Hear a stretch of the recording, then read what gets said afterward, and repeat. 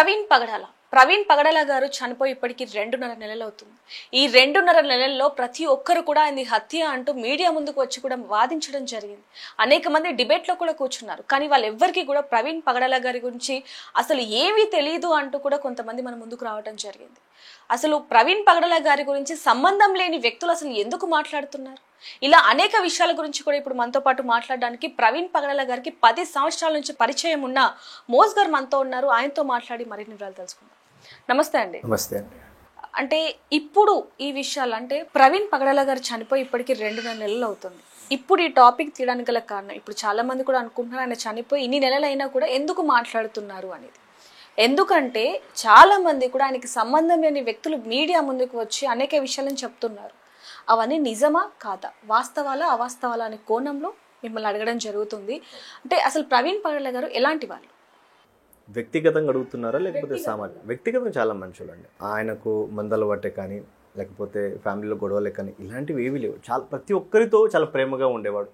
నేను 10 years నుంచి ఆయనతో ఉంటున్నాను. ఏ రోజు కూడా ఆయన ముఖంలో కోపం కానీ ఎప్పుడు మేము చూసిన వాళ్ళం కాదు. ఒకరి మీద ఒకరికి వ్యతిరేకంగా మాట్లాడడమే కానీ ఒకరిని ద్వేషించడమే కానీ ఎప్పుడూ లేదు.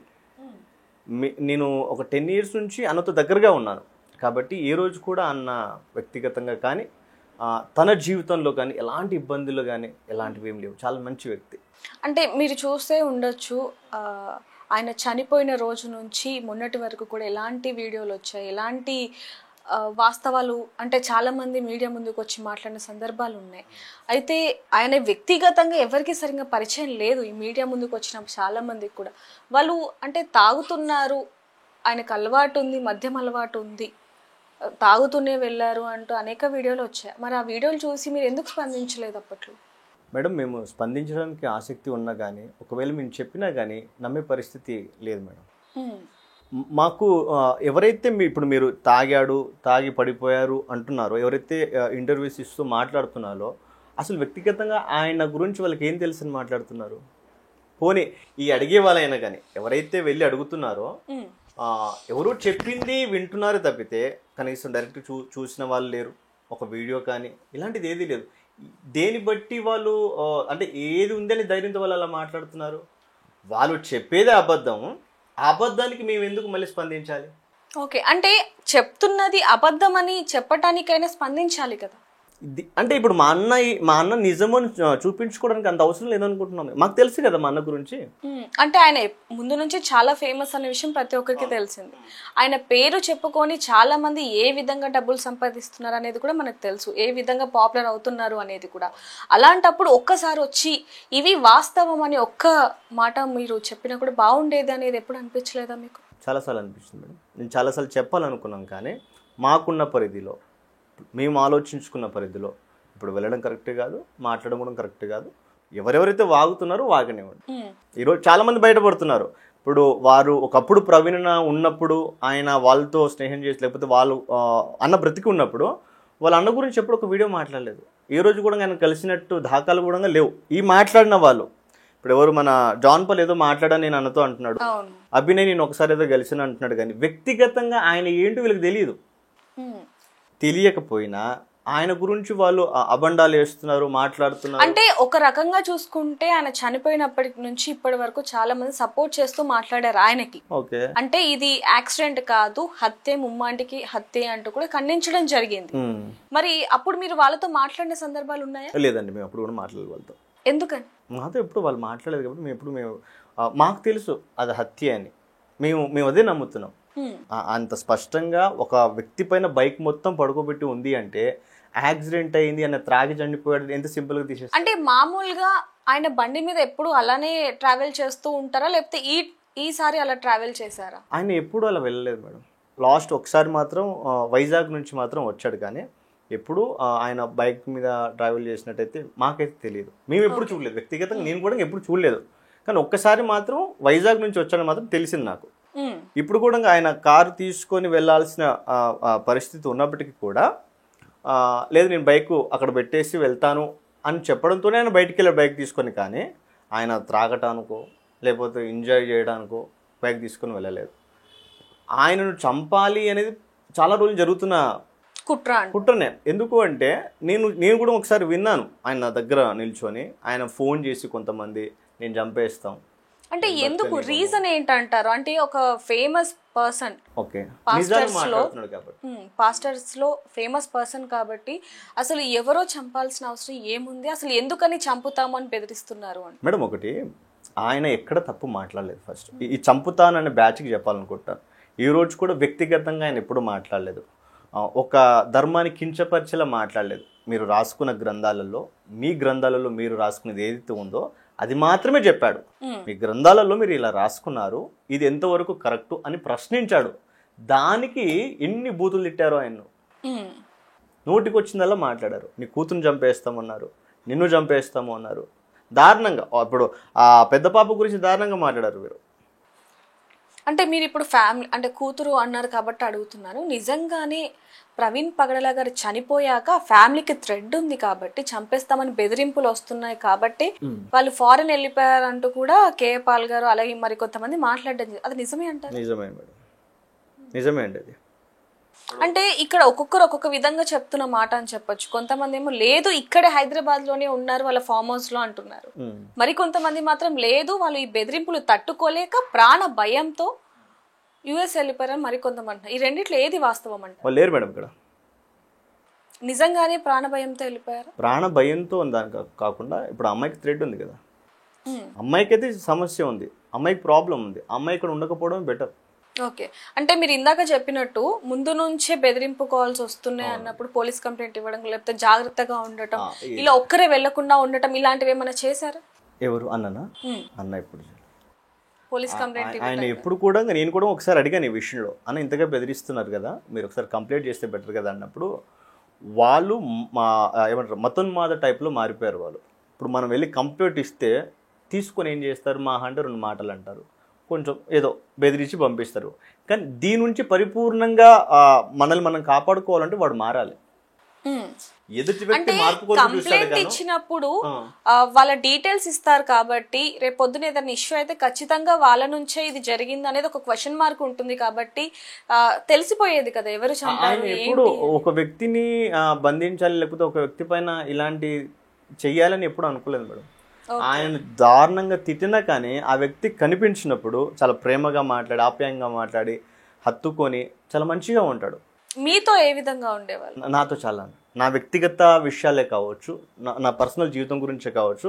ఈరోజు నేను ఈ స్థాయిలో ఉన్నాను అంటే నేను 2016కి అన్న దగ్గరికి వచ్చాను.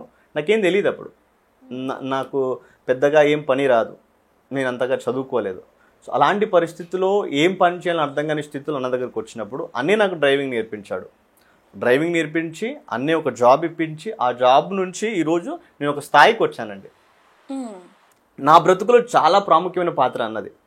అన్న లేకపోతే ఒక స్టేజ్లో నేను చనిపోవాల్సి ఉండే, నా కుటుంబ సమస్యలను బట్టి నాకున్న ఒత్తిడిని బట్టి నేను చనిపోయే స్థితిలోనికి వెళ్ళాల్సి ఉండే. కానీ ఈరోజు ఈ మోజెస్ అనేవాడు బతికి ఉన్నాడు అంటే అతి ముఖ్యమైన మూల కారణం మా అన్నే. ఎందుకంటే నా ప్రతి చిన్న కష్టం ఆయనతో పంచుకునేంత రిలేషన్ ఉంటే మాకు చాలా అద్భుతంగా ఉంటుండే.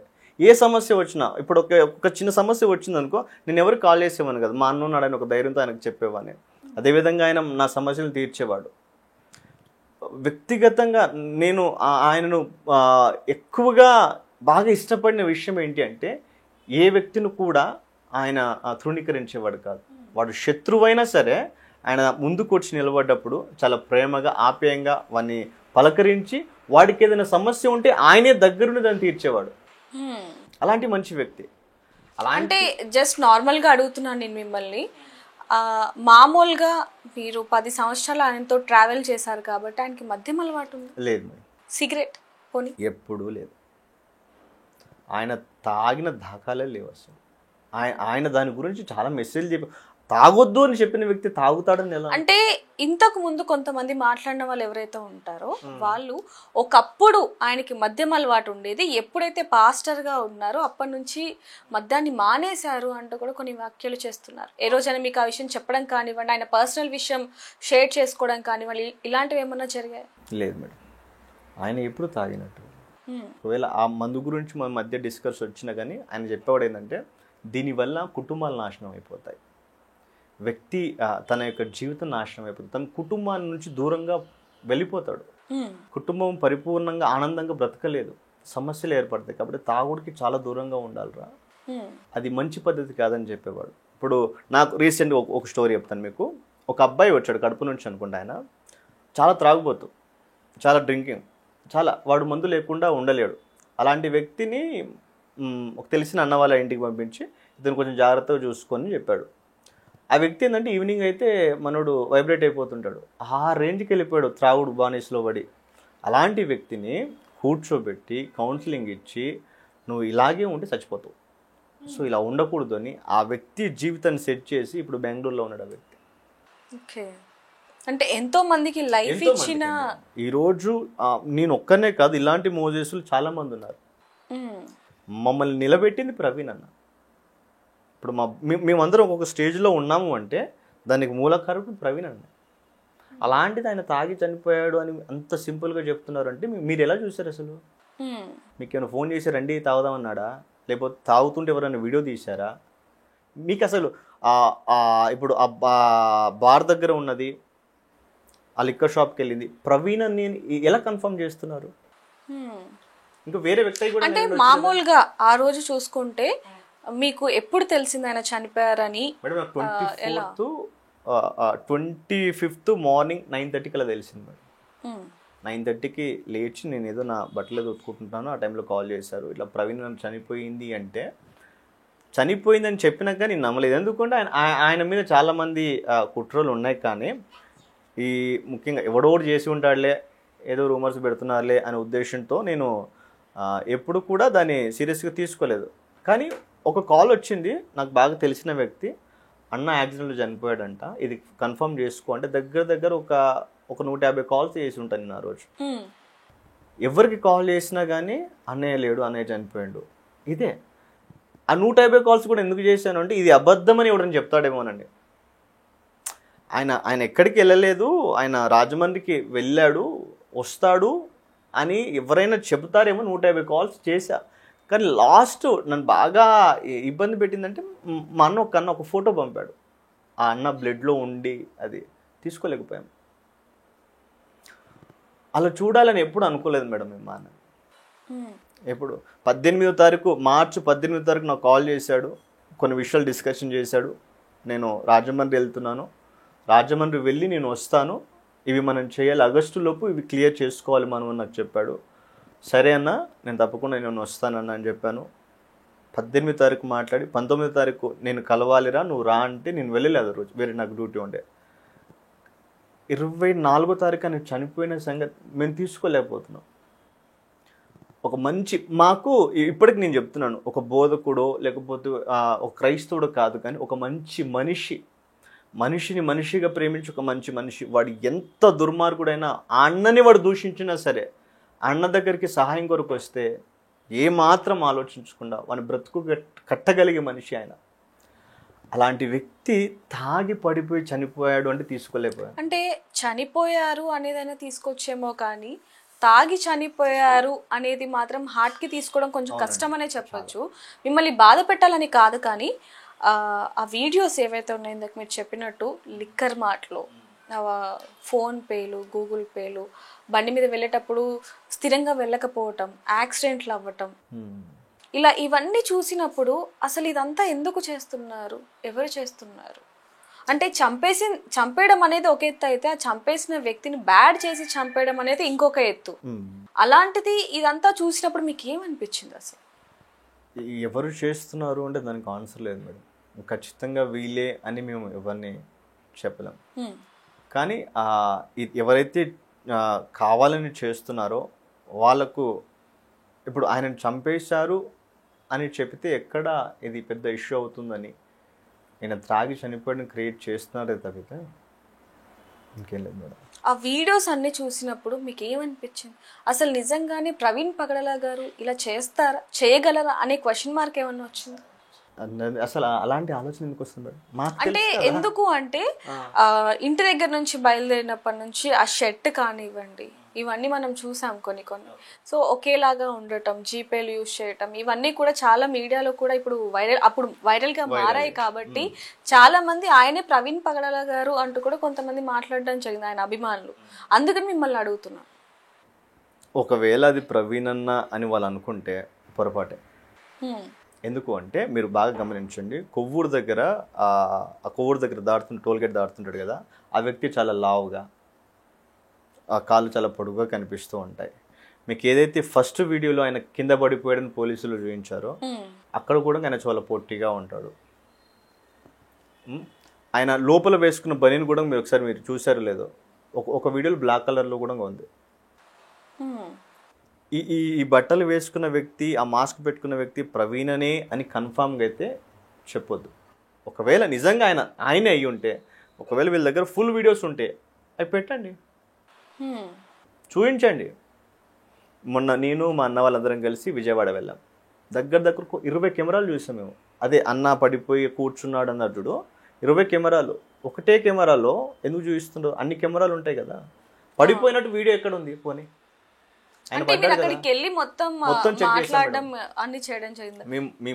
మేము పర్సనల్గా అక్కడికి వెళ్ళి నిజంగా మా అన్న ఇక్కడ కూర్చోవటానికి కూడా అది వీలు ఉండదు. అది అలాంటి స్థలాలలో కూర్చున్నాడు అని, ఆ పార్కులో సరే పార్కులో పడుకున్నాడు కదా, వీడియోస్ ఎక్కడ ఉన్నాయి? ఎవరితో మాట్లాడాడు, ఏం చేశాడు పార్కులో? 3 గంటల సేపు పార్కులో పడుకోవాల్సినంత కర్మ ఆయనకేం వచ్చింది? మేడం, ఏ ఊరికి వెళ్ళినా అన్న నేను పలానా ఊర్లో ఉన్నాను అంటే దగ్గర 100 మంది వెళ్తారు అక్కడికి. అలాంటి పరిస్థితి ఎందుకు మేడం అన్నకు? ఏం చూపించాలనుకుంటున్నారు? సరే ఇప్పుడు ప్రవీణ్ మనుషుడు కాదు, ప్రవీణ్ తాగుబోతుడు చూపించాలనుకుంటున్నారు. ఎందుకు? చంపేశారు కదా, ఇంకా చాలు కదా. ఇంకా ఈ పాస్టర్లు కొంతమంది ఆయన గురించి ఏమీ తెలియదు వీళ్ళకు. ఎవడో చెప్పితే మాట్లాడారు. చాలా మంది పుట్టగొడుగుల్లాగా బయటకు వచ్చి పాస్టర్ ప్రవీణ్ గారి గురించి అనేక విషయాలను మాట్లాడుతున్నారు. అది వాస్తవాలా అవాస్తవాలా అనేది పక్కన పెడితే, ఫేమస్ అవ్వాలి అన్న ఆలోచనతో మాత్రం ముందుకు వస్తున్నారని చెప్పొచ్చు. అంటే ఇప్పుడు మీరు అభినయ్ గారి గురించి మాట్లాడారు కాబట్టి అడుగుతున్నారు. మొన్న రీసెంట్ ఒక ఆడియో కాల్, మీరు ఆడియో వినొచ్చు. ప్రవీణ్ గారికి మద్యం అలవాటు ఉంది, కాకపోతే ముందు నుంచి సపోర్ట్ చేస్తున్నాం కాబట్టి ఇప్పుడు మళ్ళీ దాన్ని వెనక్కి తీసుకోలేం కాబట్టి ఇలా కంటిన్యూ చేద్దాం అన్న వేళ కొంచెం మాట్లాడడం జరిగింది. సరే మేడం, ఒక్కటే ఒక ప్రశ్న, నీకు చెప్పింది ఎవరు అసలు? కలిసావా ప్రవీణ్ అన్న ఎప్పుడైనా? కూర్చున్నావా, మాట్లాడావా?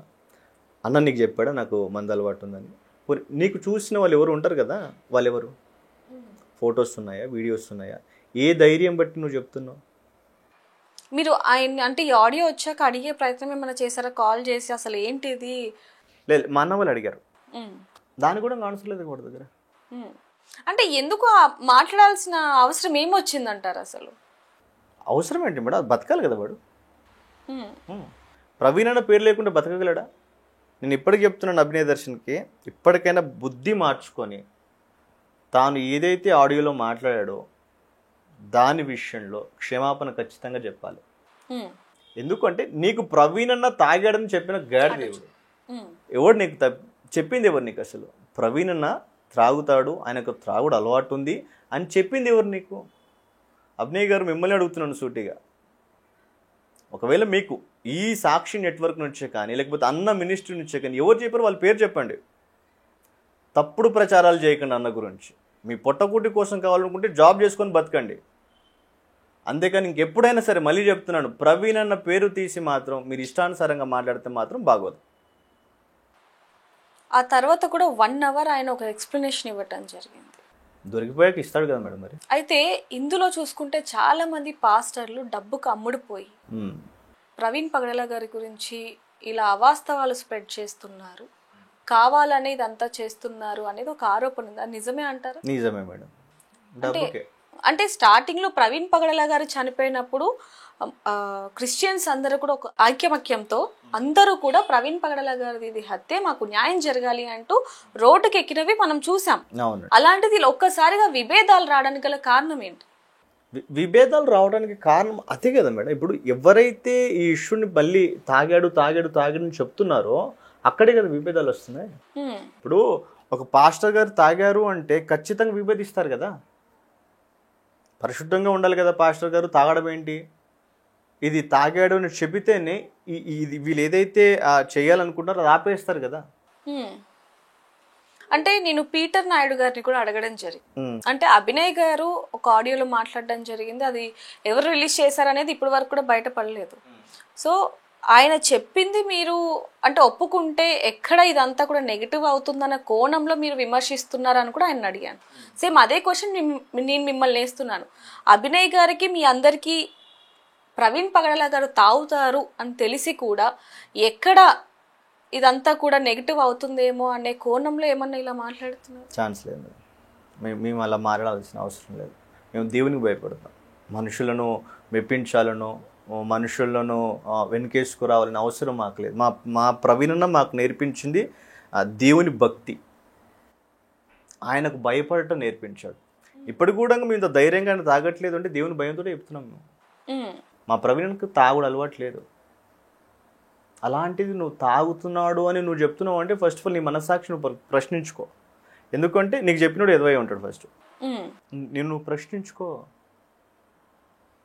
ఇప్పుడు ఒకవేళ మీరు ఆ ప్రశ్న వేశారు కాబట్టి మేము అబద్ధం చెప్పాల్సినంత అవసరం ఏముంది, క్రైస్తవ్యాన్ని కాపాడుకోవాలి అనుకుంటే నిజం ఎప్పటికైనా బయటపడుతుంది కదా. ఈరోజు మేము నమ్మించవచ్చు మిమ్మల్ని, మీరు నమ్మేలా మేము ప్రవర్తించవచ్చు, కానీ ఏదో ఒక రోజు అయితే నిజం బయటపడింది కదా. అంటే ఇప్పుడు మీరు ఏదైతే ఈ మాట అన్నారో మొన్నటి వరకు కూడా ఆడియో లీక్ అవ్వనంత వరకు కూడా లేదు, ప్రవీణ్ పగడాల గారికి అసలు మద్యం అలవాటు లేదు, కానీ పాస్టర్లు అందరికీ తెలుసు, కానీ ఎందుకు దాచారు ఆ విషయాన్ని అనేది తెలుసు అనేది మీరు కాదు మేడం. పాస్టర్లు అందరు ఎవరు? అభినయ దర్శన్ ఒకడేనా? పాస్టర్లు అందరు కేవలం జాన్ పాల్ ఒకడేనా? వాళ్ళిద్దరే చూస్తున్నారా? ఇప్పుడు వాళ్ళిద్దరే అంటే చాలా మంది వచ్చి ఇందులో ఫైట్ చేసిన వాళ్ళు ఉన్నారు, అంతా ఓకే, కానీ వీళ్ళిద్దరు అంటే ఏదైతే ఇప్పుడు ఈ ఆడియో అనేది ఉందో అది ఎంత సర్క్యులేట్ అయింది అనేది మీకు తెలిసిందే, ఎంత వైరల్ అయింది అనేది. సో దాంట్లో ఆయన చెప్పిన ఏవైతే వాక్యాలు ఉన్నాయో, ఏదైతే మాట్లాడారో అవి చాలా వైరల్ గా మారాయి కాబట్టి ఈ క్వశ్చన్ వేయాల్సి వస్తుంది. ఆయన మాట్లాడేటివన్నీ వైరల్ అవుతున్నాయి మేడం. మరి ఇప్పుడు అన్నిటిని ఎందుకు అడగట్లేదు మీరు? ఇదే ఎందుకు అడుగుతున్నారు? అంటే ముందంతా కూడా ఆయన మాట్లాడిందంతా కూడా మనం అన్ని మీడియా ఛానల్స్ కూడా వేయటం జరిగింది.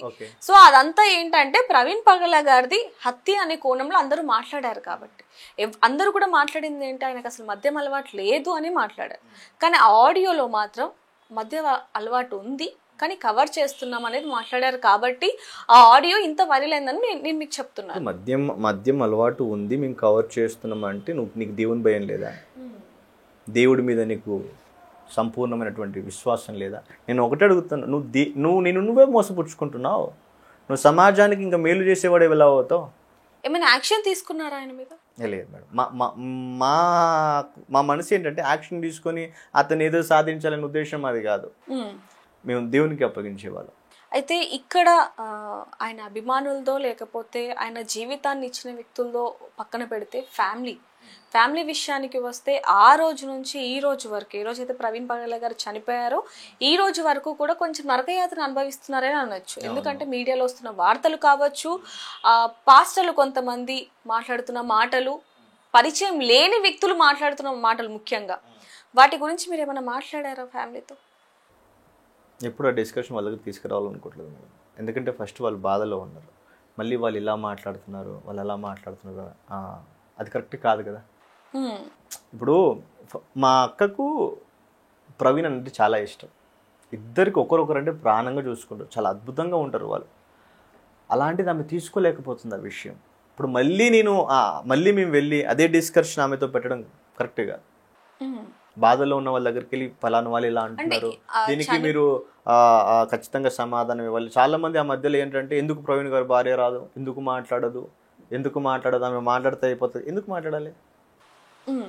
ఎందుకు? ఒక వ్యక్తిని చంపి అది హత్యగా అది ఏమంటారు కదా, యాక్సిడెంట్గా చిత్రీకరించి మళ్ళీ కొద్ది రోజుల తర్వాత లేదు ఇది తాగే పడ్డాడని చిత్రీకరించి పక్కా ఇది కేవలం తాగి మాత్రమే చనిపోయాడు యాక్సిడెంట్లో అని చెప్పి క్లియర్ చేసేసారు. పోలీసులు కూడా అతను క్లియర్గా అదే చెప్పేసి వదిలేశారు. ఇంకేం మాట్లాడాలి? అంటే ఏం ఎక్స్పెక్ట్ చేస్తున్నారు మీరు? ఇప్పుడు ఆ ఫ్యామిలీ వచ్చి బయటకు వచ్చి రోడ్డు మీద కూర్చోవాలా? రేపు వాళ్ళకు ప్రాబ్లం, రేపు వాళ్ళకు థ్రెడ్ ఉంది, వాళ్ళల్లో మళ్ళీ ఇంకెవరైనా పోతే అంటే ఇక్కడ వాళ్ళు ప్రాబ్లంలో పడాలి అనేది ఎవరైనా కోరుకోవట్లేదు ఫస్ట్ ఆఫ్ ఆల్. అయితే ఎప్పుడైతే ప్రవీణ్ పగడాల గారు ఇలా చనిపోయారు, అది యాక్సిడెంట్గా ధృవీకరిస్తున్నారు పోలీసులు కూడా అనే కోణంలో చూసుకుంటే, న్యాయం జరగాలి చనిపోయిన వ్యక్తికి. ఆయన ఏం మామూలు మనిషి కూడా కాదు, మామూలు వ్యక్తి కూడా కాదు. ఎంతో మందిని తీర్చిదిద్దిన వ్యక్తి, పాస్టర్గా ఎన్నో ఇయర్స్ అనుభవం ఉన్న వ్యక్తి, బైబిల్ గురించి అనేక విషయాలను చెప్పిన వ్యక్తి. కాబట్టి ఆయన చనిపోయిన విషయంలో న్యాయం జరగాలి అని ముందుకెళ్దామని మీరు ఫ్యామిలీతో చెప్పడం కానివ్వండి, అప్పట్లో చనిపోయిన రోజుల్లో ఏమైనా చెప్పారు? న్యాయం అంటే అంటే ఏం ఎక్స్పెక్ట్ చేస్తున్నారు? ఇప్పుడు న్యాయం అంటే వాళ్ళు చంపేసిన వాళ్ళు ఎవరైతే ఉన్నారో వారిని తీసుకెళ్ళి ఉరిశిక్ష చేయాలన్నా, చంపేయాలన్నా? అంటే ఇలాంటివి జరగకుండా ఉంటాయి కదా మళ్ళీ. అంటే మీరు దీన్ని హత్య అంటున్నారు కాబట్టి ఇలాంటి హత్యలు జరగద్దు అంటే కొంచెం ముందుకు వెళ్తే వాళ్ళని గనక కఠినంగా శిక్షిస్తే ఇలాంటివి చేయడానికైనా వేరే వాళ్ళు భయపడుతూ ఉంటారు కదా, ఎక్కడికైనా వేస్తారు అని. ఇప్పుడు వాళ్ళని కఠినంగా శిక్షించాల్సింది కోర్టు కంటే ముఖ్యంగా ఎవరు? ఫ్యామిలీ దానికి రెస్పాండ్ అవ్వాలి. ఫ్యామిలీ అక్కే బయటకు వచ్చి ఖచ్చితంగా నా భర్త చావుకి ఎవరైతే కారణమో వాళ్ళని ఏదో ఒకటి చేయని చెప్పాలి. కానీ ఆమె నేను క్షమిస్తున్నాను అంటుంది, వీడియో చేశారు, నేను క్షమిస్తున్నాను అంటుంది అంటే అర్థం చేసుకోండి, వాళ్ళకి ఇష్టం లేదా? వీళ్ళు వాళ్ళకి ఇష్టం లేదు. ముఖ్యంగా మా అన్న ఏ రోజు కూడా, నేను ఇది క్లియర్ చెప్తాను, ఏ రోజు కూడా ఒక వ్యక్తి మీద కక్ష సాధింపు తీసుకోవాలనే ఉద్దేశం ఎప్పుడూ ఉండదు. ఓకే. ఎప్పుడు కూడా ఒక వ్యక్తి తిట్టాడనో, వ్యతిరేకంగా మాట్లాడాడనో ఆ వ్యక్తిని ఏదో ఒకటి చేయాలి, భయపట్టియాలి, బెదిరించాలి, ఇలాంటివి ఎప్పుడూ ఉండవు. ఆయనకు హాని చేసిన వాళ్ళని కూడా ప్రేమించే వ్యక్తి. అలాంటి కుటుంబంలో ఉన్నది మా అక్క. ఇప్పుడు ఆయనతో ఉన్నది కాబట్టి, ఆయన మనసు తెలుసు కాబట్టి, రేపు ఒకవేళ తన కూతురికి జరిగినా కానీ మా అన్న క్షమించేవాడే. మా అక్క ఈరోజు ఆ మాట అన్నందుకు మేము ఎంతో గర్విస్తున్నాం. నేను వాడిని క్షమిస్తున్నాను అన్నది. ఇక్కడ మీరు ఏమనుకోను అంటే, కొంతమంది మాట్లాడుతున్నది ఏంటంటే ఫ్యామిలీలోనే శత్రువులు ఉన్నారు ఆయనకి ఎక్కువగా, అది తప్ప అంటూ కొన్ని వార్తలు వస్తున్నాయి. ఫ్యామిలీలో ఎవరు ఉంటారు మేడం? ఆయన ఎవరితో శత్రుత్వం పెట్టుకునేంతగా ప్రవర్తించాడు కదా. తప్పును తప్పు అని చెప్తాడు, తర్వాత దగ్గర తీసుకుని ప్రేమించి మంచిగా చెప్తాడు, ఖచ్చితంగా వాళ్ళు మారుతారు. అలా అంత శత్రుత్వం పెట్టుకునే వాళ్ళ ఫ్యామిలీలో ఎవరు లేరండి. అయితే ఆ పోస్ట్ మార్టం రిపోర్ట్ మనం చూసుకుంటే కనుక ఒక దాంట్లో ఏమో ఆల్కహాల్ ఉంది, ఇంకో దాంట్లో ఆల్కహాల్ లేదు అనేది మనం చూసాం. ఆ పోస్ట్ మార్టం లేట్ అవ్వటానికి, అంటే వచ్చిన తర్వాత కూడా ఎందుకని రిలీజ్ చేయడానికి అంత లేట్ అయింది, అసలు నిజంగానే ఆల్కహాల్ ఉంది అని అందులో రిపోర్ట్ రావడం జరిగింది. ఆ తర్వాత మీరు మళ్ళీ పోలీసులతో మాట్లాడడం కానివ్వండి, లేకపోతే ఇలాంటివి ఏమైనా చేశారు? లేదు మేడం, డిస్కషన్ ఎప్పుడు చేయలేదు. వచ్చాక మీరేమనుకున్నారు? పోస్ట్ మార్టం రిపోర్ట్ తప్పు అనుకుంటారు. అంటే ఎలా అది గవర్నమెంట్? ఆయన ఆల్కహాల్ తాగి చనిపోయేంతగా, ఇప్పుడు మీరు ఒకసారి ఆలోచించండి, ఒక వ్యక్తి ఒక బ్రాండే తాగుతాడు, ఆడ తీసుకునే 3 బ్రాండ్లు, ఒక వ్యక్తి 3 బ్రాండ్లు తాగి ఇక్కడ నుంచి ఒక 300 కిలోమీటర్ 400 కిలోమీటర్ ఎలా వెళ్ళగలడు? అవును. పోనీ ఆ వ్యక్తి ఒక దగ్గర తాగి కూర్చున్నట్టుగా దాఖలు లేవు, ఒక ఫోటో లేదు, ప్రూఫ్ లేదు. ఖచ్చితంగా తాగాడు నేను ఇప్పటికి అర్థం. మీరు తాగారు అని ఏ ప్రూఫ్ని బట్టి చెప్తున్నారు? తీసుకున్నాడు, అంతే, తీసుకున్నాడు, అక్కడ లిక్కర్గా ఉన్నాడు, తాగించారు అనేది మనం చెప్పలేదు కదా. మరి అంత ఖచ్చితంగా చెప్తున్నారు మీరు? ఇప్పుడు నాకు కూడా చాలా డౌట్స్ ఉన్నాయి మేడం. వీడు ప్రతిసారి తాగాడు అంటే వీడికి ఏమైనా తెలిసి ఉండాలి, అంతే కదా. ఇప్పుడు వాడే తాగిపోతాడైతే 4 బ్రాండ్లు పెట్టి తాగరా బాబు, తాగుతాడు వాడు? లేదు. ఇప్పుడు వాడికి ఏదో తెలిసే ఉంటుంది కాబట్టి వాడు 2 సార్లు వాగుతున్నాడు. అది తెలిసేది మరి అదనే ఏ ప్రభావం మేము తెలుసుకుంటాం కదా. చక్కగా తెలుసుకొని అసలు నువ్వేం చెప్పాలనుకుంటున్నావు, పోనీ అదన పరిపూర్ణంగా చెప్పు. ప్రవీణ్ గారు ఇలాంటి బ్రాండ్లు కూర్చొని పలానా ప్లేస్లో చక్కగా తాగారు, చూపించు, ప్రూఫ్స్ ఉంటే. పోలీసులు కూడా ఎంతసేపు పాపం వాళ్ళని మేము నిందించాలని కానీ అవమానపరచాలని కానీ ఎప్పుడు అనుకోము మేము. ఎందుకు అంటే ఏంటంటే ఇప్పుడు నిందించి అవమానించాల్సినంత అవసరం లేదు అనుకుంటున్నాం మేము. ఎందుకంటే మా అన్న తాగడం అనేది క్లియర్గా మాకు తెలుసు కాబట్టి మేము ఏ విషయంలో కూడా భయపడాల్సిన అవసరం లేదు. ముఖ్యంగా మా అన్న విషయంలో తాగాడు అని ఎవడో అరుస్తున్నాడు అని మేము బాధపడి భయపడాల్సిన అవసరం లేదు. వ్యక్తిగతంగా మాకు ఆయన ఏంటో బాగా తెలుసు. మీరు కూడా ఈ ఛానల్ వాళ్ళు కూడా మీరు ఏం చేయాలంటే ఆయనకు దగ్గరగా ఉన్న వారి దగ్గరికి వెళ్ళి ఆయన ఎలాంటి వాడు తెలుసుకోండి. ఎక్కడో కూర్చొని వాడు ప్రవీణ్ అన్న గురించి గట్టి గట్టిగా అరిశాడు మాట్లాడుతున్నాడని వాడి ముందు మైక్ పెడితే వాడు చెప్పేది అన్ని అబద్ధాలే. ఎందుకంటే అన్న గురించి వాడికి ఏమీ తెలీదు, అసలు తెలీదు, జీరో నాలెడ్జ్. ఎవరైతే ఇప్పుడు ఈ వీడియో చూస్తారో వాళ్ళ నుంచి ఈ క్వశ్చన్ అని చెప్పొచ్చు. ఎందుకంటే ఇప్పుడు మీరు అన్నారు అక్కడ పరిస్థితులను బట్టి, చూస్తున్న దాన్ని బట్టి అని చెప్పొచ్చు. మరి ప్రవీణ్ పగడాల గారు వైన్ షాప్లో నుంచి తీసుకోవడం జరిగింది ఒక 3 బ్రాండ్స్. అలాగే అక్కడ తూలుతూ వెళ్తూ డ్రైవింగ్ చేస్తున్న విజువల్స్ కూడా మనం చూసాం. సో అక్కడ ఉన్న దాన్ని కూడా చూసి ఈ విధంగా ఆరోపిస్తున్నారు అనొచ్చు కదా. ఎవరిని? ప్రవీణ్ పగడాల గారు తాగారు అనేది అక్కడ ఉన్న పరిస్థితులను బట్టి చూడొచ్చు అని కొంతమంది అంటున్నారు. అసలు ఆ వ్యక్తి ప్రవీణ్ పగడాల కాదు అని మేము అంటున్నాం కదా. అవి ఆ బైక్ మీద వెళ్తున్న వ్యక్తి ఎవరైనా కావచ్చు, ఆ యాక్సిడెంట్ అయి పడిపోయిన వ్యక్తి అయినా కావచ్చు, ఆ కొవ్వూరు టోల్గేట్ దాటిన ఆయన కాదు అని చెప్తున్నాం. అది మా అన్న కాదు అని డే ఫస్ట్ నుంచి ఈ రోజు అదే చెప్తున్నాం. మా అన్న కాదు ఆ వ్యక్తి. అంటే ఆయన చనిపోయిన స్థలం నుంచి ఇప్పుడు ఏవైతే సీసీటీవీ ఫుటేజ్ తీసారో అదంతా తీసినా కూడా సరిగా పోలీసులు ఇన్వెస్టిగేషన్ చెయ్యలేదు అంటూ కూడా ఆయనకు దగ్గరున్న బంధువులు చెప్తూ ఉన్నారు. అంటే ఏ విధంగా చేయలేదు అంటారు? ఇప్పుడు మేడం మీరు ఒకసారి ఆలోచించండి. తీసుకున్నాడు, ఓకే, బాగానే ఉంది. ఎక్కడ తాగాడు? ఎక్కడో ప్లేస్లో ఉంటుంది కదా. పోనీ ఈ 3 బ్రాండ్స్ తాగిన వ్యక్తి విజయవాడనే కదండి అది, విజయవాడలో పడిపోయాడు. విజయవాడలో పడిపోయినప్పుడు అక్కడ ఉన్నటువంటి ఎస్ఐ ఎవరైతే ఉన్నారో ఆ వ్యక్తికి స్మెల్ అన్న రావాలి. ఓకే, ఆ వ్యక్తి ఏమంటే తాగినట్టుగానే లేడు అంటున్నారు. మరి ఇప్పుడు మేము ఎవరిని నమ్మాలి? ఈ వ్యక్తిని నమ్మాలనా, ఇప్పుడు పోలీసులు చెప్పేది నమ్మాలనా?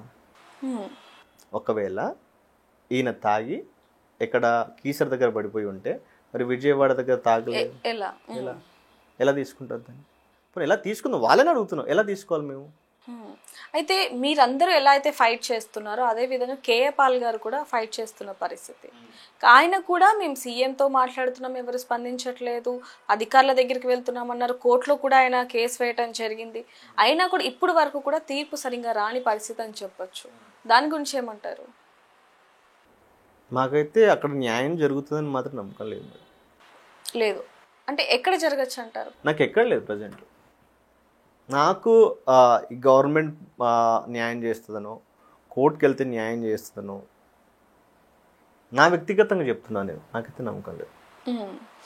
ఎందుకంటే అంత స్పష్టంగా ఒక సిఐ ఏమో తాగలేదని చెప్తాడు, వీళ్ళేమో తాగి పడిపోయారని చెప్తాడు. ఎవరిని నమ్మమంటావు?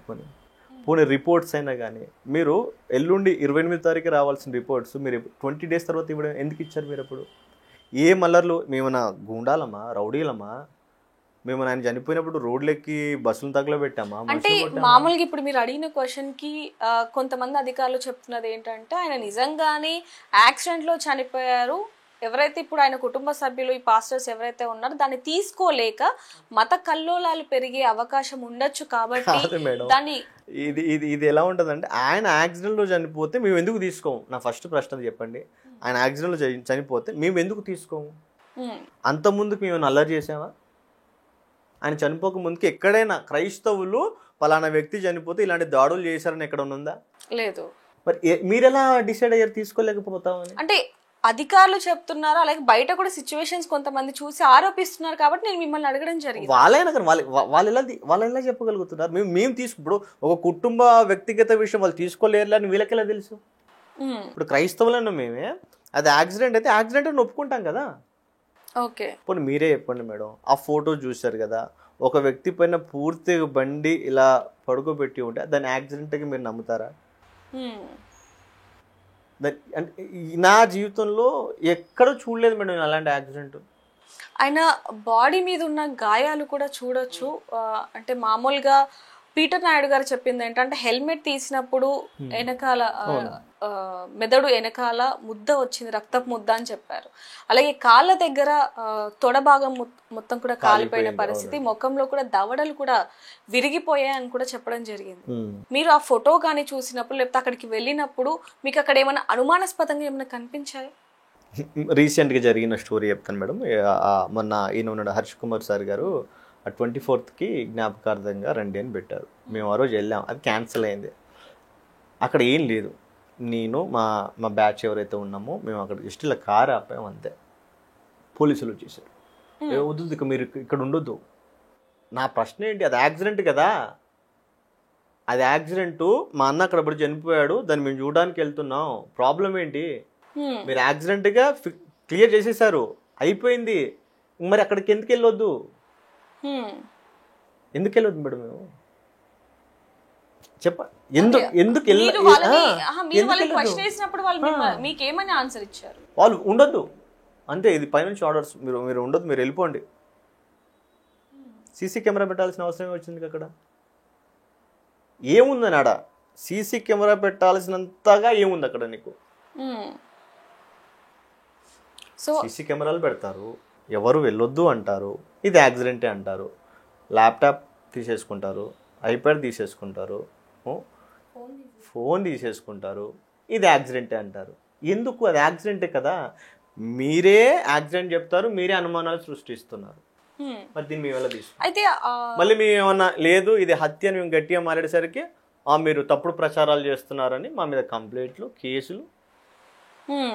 ఇప్పుడు చెప్పండి, ఏ విధంగా న్యాయం జరుగుతుంది తీసుకోవాలి ఇంకా మేము? అంటే ఆ ఆడియోలు వీడియోలు ఏవైతే ఉన్నాయి ఇప్పుడు ప్రవీణ్ పగడాల గారి గురించి, అవన్నీ అసలు ఎవరు సర్క్యులేట్ చేశారంటారు? ఆయనకు ఎవరైతే దీన్ని చేశారో వాళ్ళే అనుకుంటున్నాం మేడం. ఇప్పుడు ఈ పాస్టర్స్ సైతం ఇప్పుడు ఎవరైతే అన్న మరణం తాగాడు అంటున్నారో, ఈ తాగాడు అని స్ప్రెడ్ చేస్తుంది ఎవడో, వాడి పేరు చెప్తే బాగుంటుందని ఆశ. ఆ లోపలనే దొంగలు ఉన్నారంటే ఏమి ఉండొచ్చు. అంటే మామూలుగా మీరు ఇప్పుడు అనడం జరిగింది, మాకు న్యాయం అయితే జరగదు అనేది అర్థమైంది. మరి ఏ విధంగా ప్రొసీడ్ అవ్వాలి? మాకు దేవుడి మీద అనుకున్నాం, మాకు న్యాయమైన తీర్పు తీర్చేది దేవుడు మాత్రమే. మేము ఆయన మీద మాత్రమే అనుకుని బ్రతుకుతున్నాం. ఈరోజు ప్రవీణ్ అన్న తాగాడనో, తాగలేదనో, లేకపోతే చంపారనో, చంపలేదనో ఇవేవి మేము చూడలేదు. అంటే అభినయ్ గారు కూడా డబ్బుకి అమ్ముడుపోయి ఈ విధంగా మాట్లాడుతున్నారు అనేది కొంతమంది పాస్టర్లు మాట్లాడడం జరిగింది. నిజంగానే ఆయనకి ఎవరో ఆఫర్, అంటే డబ్బులు అధికంగా ఇస్తామని ఆఫర్ చూపించడం వల్ల ఇలా మద్యం తాగుతారు అనేది ఇప్పుడు ఎలా ఉంటుందంటే మేడం, ఇప్పుడు అభినయ్తో ఎవరు ఏం మాట్లాడారు, ఆఫర్ ఇచ్చారా లేదా, ఈయన తీసుకున్నాడా లేదని మనకు తెలియదు. ఏ పాస్టర్ అయినా కానీ ప్రూఫ్ ఉండి నిజంగా అభినయ్ గారు ఈ విషయం మాట్లాడారు, ఇంత డబ్బు తీసుకున్నారని ప్రూఫ్ ఉండి చూపించి మాట్లాడితే బాగుంటుంది. అది ఏ వ్యక్తి గురించైనా సరే, పాస్టర్ అనే కాదు, ఏ వ్యక్తి గురించైనా ఎవిడెన్స్ పెట్టి మాట్లాడితే బాగుంటుంది. మనం కూడా అభినయ్ గారిని ఇంకా ఇలా మాట్లాడు కాబట్టి మొత్తం మనోడు రాంగ్ అని చెప్పడం కూడా చెప్పలేము, అది కరెక్ట్ కాదు. అయితే మొత్తానికైతే మీరు కూడా అది యాక్సిడెంటే అయితే కాదు ఖచ్చితంగా ధైర్యంగా చెప్తున్నాను, అదైతే యాక్సిడెంట్ కాదు, మా అన్నను ఎవరు కావాలని చంపేశారు, అది తీసుకుంటారు తీసుకోలేదో అది మీ ఇష్టం, కానీ మా వరకు మా నమ్మకం అయితే ఆయనను చంపేశారు. అయితే ఇందాక మనం మాట్లాడుకున్నట్టుగా చాలా మంది ప్రవీణ్ పగడాల గారికి మీకు సంబంధం లేని వ్యక్తులు మీడియా ముందుకు వచ్చి అనేక సందర్భాల్లో ఇప్పటికి కూడా మాట్లాడుతున్న వాళ్ళు చాలా మంది ఉన్నారు ఆయన వాళ్ళ ఓన్ ఛానల్స్ లో. అవునండి, ఏం తెలియకుండా. సో వాళ్ళకి మీరు చివరికి ఏం చెప్పాలనుకుంటున్నారు? మీకు తెలుసుకొని మాట్లాడితే బాగుంటుంది బ్రదర్స్. మీరు ఎవరైనా కానీ ప్రవీణ్ అన్న గురించి చక్కగా తెలుసుకొని ఆయన వ్యక్తిత్వం ఎలాంటిది, ఆయన జీవిత విధానం ఎలాంటిది, ఆయన మాట తీరు ఎలాంటిది ఒక్కసారి తెలుసుకొని మాట్లాడండి. దయచేసి పాస్టర్లకు చెప్పేది ఏంటంటే, మీరు ఎవరితో గొడవలు కానీ పెట్టుకోమాకండి, ఎవరితో కూడా వివాదాలు పెట్టుకోమాకండి. ప్రవీణ్ అన్న చాలా శాంతియుతంగా ఉండే వ్యక్తి, ఆయన ప్రేమను మాత్రమే చూపించాలనుకున్నాడు. కాబట్టి ప్రవీణ్ అన్న గురించి మాట్లాడే ఏ వ్యక్తి అయినా సరే మొదటిగా దయచేసి ఆయన గురించి తెలుసుకోండి, ఆయనకు దగ్గరగా ఉన్నవారైనా సరే కాంటాక్ట్ అవ్వండి. అంతేగాని మీకు నచ్చిందల్లా ఎవరో చెప్పారు అని, ఎవరో రాశారు అని, ఎవరో పంపారు అని దయచేసి ఇలాంటి వీడియోస్ చేయకండి, అది మనకే అవమానం. ప్లీజ్. మీరు చివరిగా ప్రవీణ్ పగడాల గారి గురించి చెప్పాలి అంటే ఏం చెప్తారు? ఒక మంచి వ్యక్తి.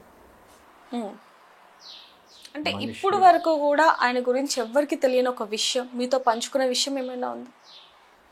ఇప్పటికి చాలా ఉన్నాయి మేడం, కానీ అన్న ఉద్దేశం లేకపోతే అన్న ఎప్పుడు ఆయన మనసులో ఎక్కువగా ఆలోచించిన విషయం ఏంటి అంటే, మనిషిని నీచంగా చూసే ఈ వ్యవస్థ పోవాలరా, ఏ మనిషి కూడా తక్కువ కాదు. ఆయన మైండ్లో అదే ఉంటుంది, ఏ మనిషి కూడా తక్కువ కాదు. దేవుడు అందరినీ సమానంగా సృష్టించాడు. దేవుడి యొక్క స్వరూపంలో చేయబడిన వీళ్ళను ప్రతి ఒక్కరిని ప్రేమించే తత్వం మనిషిలోనికి రావాలి. అప్పుడు ఈ కులం, ఈ మతం, ఈ విభేదాలన్నీ ఉండవు. మనిషి ప్రశాంతంగా బ్రతకగలడు. ఈ సిద్ధాంతం నేను నా మనసు ఎప్పుడైతే దేవుడు ఈ విషయాన్ని నాకు తెలియజేశాడో ఆ రోజు నుంచి నేను దాని కొరకే ప్రయాసపడుతున్నా. ఇది కులంలో ఉంటే రాదు, మతంలో బ్రతికితే రాదు, కేవలం క్రీస్తు రాజ్యంలో మాత్రమే వస్తుంది. ఎందుకంటే క్రీస్తు నిన్ను వలె నీ పొరుగు అని ప్రేమించమన్నాడు, ఆ ఒక్క మాట ద్వారా రాగలదురా అని బలంగా నమ్మి దాని కొరకు ఎంతో మందిని ఆదరించి క్రియరూపకంగా మా అన్న చూపించాడు. ఆ మాట నన్ను చాలా కదిలించింది. అంటే ప్రతి ఒక్కరిలో కూడా మనకి నచ్చేవి ఉంటాయి, నచ్చనివి ఉంటాయి. కాబట్టి ఇప్పటి వరకు మీరు అన్నీ కూడా అంటే ఒప్పుకుంటాం, ఆయనని చాలా దగ్గరగా చూసిన వాళ్ళకి అన్ని విషయాలు తెలుస్తాయి. మీకు నచ్చని విషయం ఏమైనా ఉందా? మా అన్న దాంట్లో నచ్చింది ఏం లేదు మేడం. కాకపోతే మాకు అందరికి కొంచెం బాధ అనిపించేది ఏంటంటే ప్రతి మనిషి నమ్మేస్తాడు, తమ్ముళ్ళలా చూసుకుంటాడు, సొంతోళ్ళలా చూసుకుంటాడు. ఆడు పగోడా, వాడి వల్ల ఏదైనా ఇబ్బంది వస్తుందన్నా కానీ అది ఫస్ట్, తర్వాత నెక్స్ట్ వాడు మనోడు అనే తత్వంలోనే మా అన్న కొంచెం పడిపోయాడేమో అనిపిస్తుంది. అంటే ఏదైనప్పటికీ ప్రవీణ్ పగడాల గారిది హత్య లేకపోతే యాక్సిడెంట్ అనేది మాత్రం ఇప్పటికీ కూడా నిర్ధారణ కాని పరిస్థితి కనిపిస్తుందని చెప్పొచ్చు. ఆయనకి మాత్రం ఆయన ఆత్మ శాంతి చేకూరాలని మనందరం కూడా కోరుకోవడం తప్ప ఇంకేమీ చేయలేము. థ్యాంక్ యూ అండి. Thank you madam. Okay, thank you. For more videos like this, subscribe Big TV channel.